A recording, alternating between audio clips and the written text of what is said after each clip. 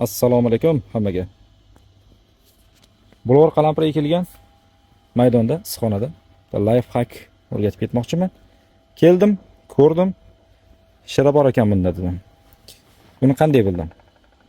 Ashira kichkina narsa bo'ladi-ku, kichkina hasharot bo'ladi-ku. Buni qanday bilish mumkin tashqaridan? E'tibor bersanglar, o'suv nuqtalaridagi barglari g'ijim-g'ijim bo'lib qolgan.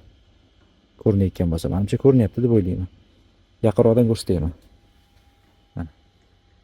G'ijimroq bo'lib qolgan. Mana. Mana. Xullas, o'suv nuqtasidagi barglari g'ijim bo'lib qolgan. O'simlikni o'suv nuqtasidagi novdalari eng nimjon novdalar hisoblanadi. Bu nimjon novdalarga hasharotlar tushib, oziqlanishi, so'kini so'rishi juda oson bo'ladi. Mana buni qaranglar.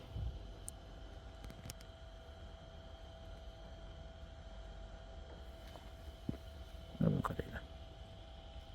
Ko'rinyaptimi?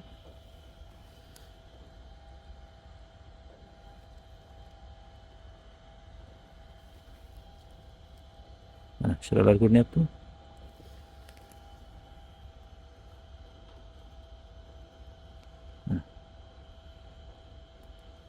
Xo'sh, endi aslida-ku yosh novdalarga bitta ikkita shira ham yetadi. Nimjonlashishiga. Lekin men vijillab turgan joyini, o'sha rosa bosib turgan joyini ko'rsatmoqchiman.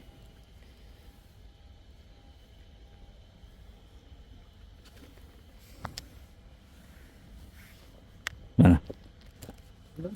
Labba aka. Shunga shunaqa, agar chunki biz akam bilan shungacha mana Turkiyaniki bo'ladi, mana u boramiz, to'qalardan biz har doim yaraniki bor. Aha. O'shaniki. Ha.